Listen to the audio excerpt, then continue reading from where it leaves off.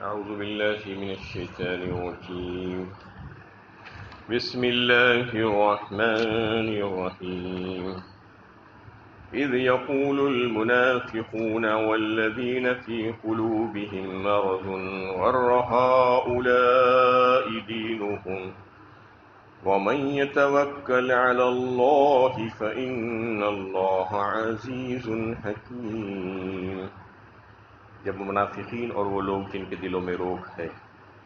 کہہ رہے تھے کہ ان لوگوں کو ان کے دین میں دھوکے میں ڈال رکھا ہے، اور جو کوئی اللہ پر بھروسہ کرے گا تو اللہ غالب اور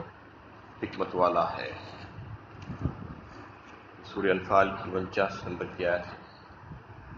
اس آیت میں اللہ تعالی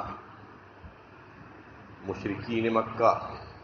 اور منافقین مدینہ کا وہ مشترکہ قول نقل فرما رہے ہیں جو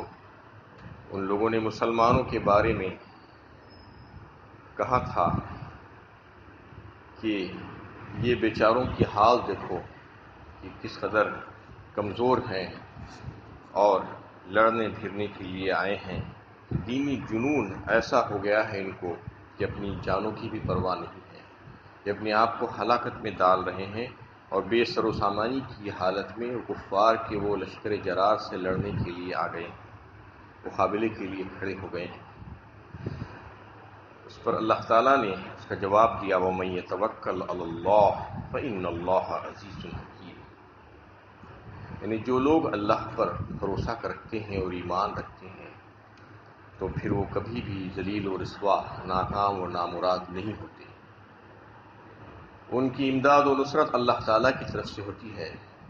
تم لوگوں کو کیا پتہ ہے، تم لوگ تو صرف اسباب اور وسائل اور چیزوں کو سب کچھ سمجھ بیٹھے ہو، اور اسی میں تمہاری زندگی گھری ہوئی ہے۔ تم کو معلوم نہیں ہے کہ یہ مسبب الاسباب کی مخفی طاقتیں اور اس کے چھپے ہوئے جو خزانے ہیں، غیبی خزانے، اس کا تم کو علم ہی نہیں ہے۔ اس کی مدد اور نصرت انہی لوگوں کے ساتھ ہوتی ہے جو اس پر پورا پورا ایمان لا کر بھروسہ اور اعتماد کرتے ہیں۔ اس طریقے کی باتیں کفار اور مشرکین آج بھی مسلمانوں کے ساتھ کرتے ہیں۔ بھولے بھالے مسلمان، سیدھے سادے دیندار قسم کے مسلمانوں کے لیے کہتے ہیں کہ کیسے بیوقوف ہیں کہ آج بھی اس ترقی یافتہ دور میں اور اس تیز رفتار دور میں وہی باتیں کرتے رہتے ہیں، وہی ایمانداری کی باتیں، وہی نماز روزہ، وہی سچائی، وہی وعدہ وفا کرنے کی باتیں۔ یہ سب باتیں آج کہاں سے چلتی ہیں؟ جبکہ ان کے نزدیک ہوشیاری یہ ہے کہ لوگوں کو دھوکے دینا، چکمے دینا، یہ ہوشیاری ہے۔ ایسے لوگ جو مسلمانوں کے تعلق سے یہ سوچتے ہیں کہ یہ بیوقوف ہے، یہ امانت دار لوگ جو نمازی پابند اور نیک جو مسلمان ہوتے ہیں ان کے تعلق سے ان کا جو خیال ہے تو وہ ہوا کرے، دنیا ان مسلمانوں کے بارے میں کچھ بھی سوچے، لیکن اللہ اور اس کے رسول کا جو فیصلہ ہے وہ یہی ہے کہ یہ بندے اللہ تعالیٰ کے بندے ہیں اور انتہائی سمجھدار اور ہوشیار بندے ہیں۔ اللہ کی نظر میں ہوشیار ہیں وہ لوگ، چاہے دنیا والوں کی نظر میں بیوقوف ہوتے ہوں گے، جیسا کہ اللہ کے نبی صلی اللہ علیہ وسلم نے ایک حدیث میں بتلا دیا کہ سب سے عقل مند ترین انسان تم میں سے وہ ہے جو اس دنیا میں رہتے ہوئے اپنے آگے کی زندگی، آخرت والی زندگی کے بارے میں سوچ لیا اور اس کی تیاری کر لی اور اپنے رب اور اپنے مالک کو راضی کر لیا، وہی سب سے زیادہ عقل مند ترین انسان ہے۔ دوسرے لوگ جو دنیا پرست جو لوگ ہیں وہ یہ بات سمجھ نہیں سکتے، جو دنیا ان کی نظر میں جو ہے کھپا دی گئی ہے اور دنیا ہی کو وہ سب کچھ سمجھتے ہیں، تو ان کو اس بات کا اندازہ ہی نہیں ہے کہ آخرت والی زندگی اس کے بارے میں تو ان کا کچھ خیال ہی نہیں جاتا۔ تو اللہ کے نبی صلی اللہ علیہ وسلم کا تو یہ ارشاد ہے کہ وہی سب سے عقل مند ترین انسان ہے جو یہاں پر رہ کر وہاں کی تیاری کر لے اور اس کے بارے میں سوچے اور اپنے رب اور اپنے مالک کو راضی کرنے کی فکر کرے، تو وہ سب سے زیادہ ہوشیار اور عقل مند ہے اللہ اور اس کے رسول کی نظر میں۔ اور وہ فرما دیا گیا کہ وَمَن يَتَوَكَّلْ عَلَى اللَّهِ فَإِنَّ اللَّهَ عَزِيزٌ حَكِيمٌ، اللہ تعالیٰ کی حکمت اور مصلحت کو کہاں سے جان سکتے ہیں؟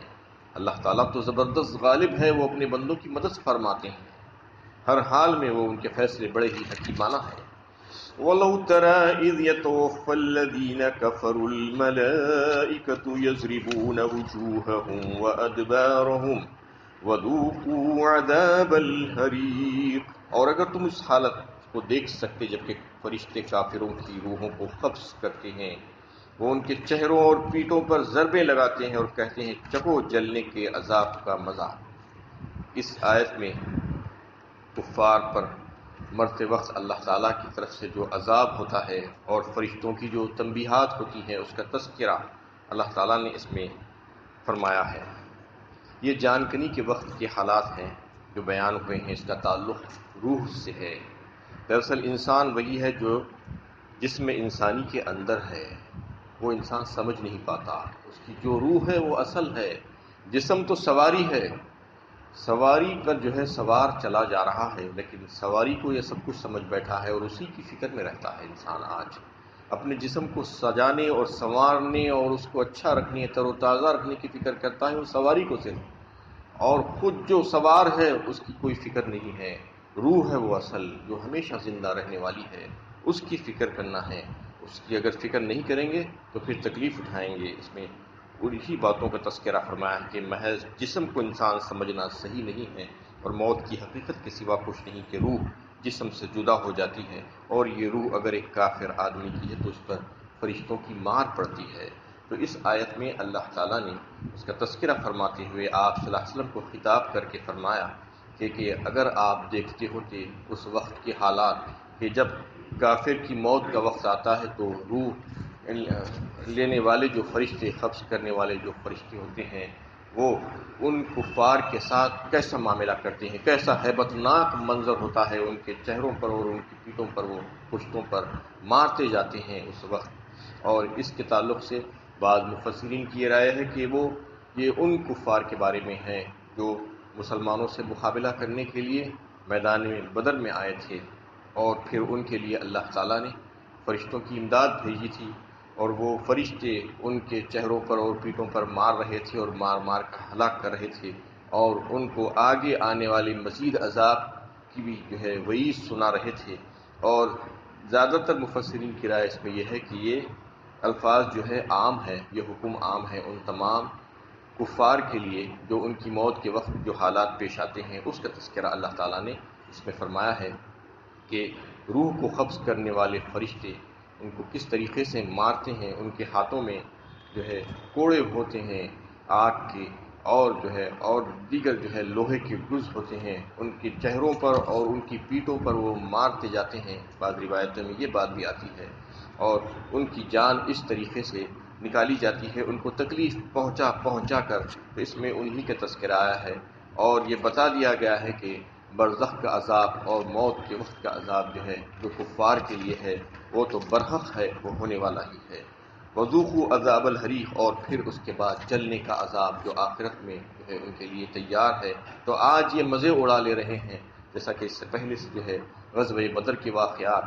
جو ہے تفصیل کے ساتھ چل رہے تھے کہ غزوہ بدر میں جو کفار نے مسلمانوں کا مقابلہ کیا اور ان کو تکلیفیں پہنچائی، اس سے پہلے سے بھی جو ان کو ایذائیں پہنچا رہے تھے، تو ان کا انجام کیا ہونے والا ہے اللہ تعالیٰ بتا رہے ہیں کہ اگر وہ بات نہیں سمجھ رہے ہیں تو پھر یہ چیزوں کے لیے تیار ہو جائے کہ ان کی موت کے وقت سے ان کے اوپر عذاب کا سلسلہ شروع ہو جائے گا اور وہ پھر کبھی نہیں رکے گا۔ ذَلِكَ بِمَا قَدَّمَتْ أَيْدِيكُمْ وَأَنَّ اللَّهَ لَيْسَ بِظَلَّامٍ لِّلْعَبِيدِ، یہ تمہاری اپنے کرتوتوں کا بدلہ ہے، ورنہ اللہ اپنے بندوں پر ظلم کرنے والا نہیں ہے۔ اور یہ بتایا جا رہا ہے کہ کوئی ظلم نہیں ہے اللہ تعالیٰ کی طرف سے، بلکہ تم نے اپنے ہاتھوں سے آگے جو کچھ بھی بھیجا ہے وہی اس کا جو ہے تم پا رہے ہو، تمہارے عمل ہے یہ، تم نے جو بدعمالیاں جو ہے کی تھی اپنی زندگی میں، اور یہ سوچ رہے تھے کہ تمہیں کوئی پکڑنے والا نہیں ہے، تو آج تمہاری پکڑ ہو رہی ہے۔ اللہ تعالیٰ تو اپنے بندوں پر کبھی بھی ظلم نہیں کرتے۔ كَدَابِ آلِ فِرْعَوْنَ وَالَّذِينَ مِن قَبْلِهِمْ كَفَرُوا بِآيَاتِ اللَّهِ فَأَخَذَهُمُ اللَّهُ بِذُنُوبِهِمْ إِنَّ اللَّهَ قَوِيٌّ شَدِيدُ الْعِقَابِ۔ ان کا حال وہی ہوا جو فرعون والوں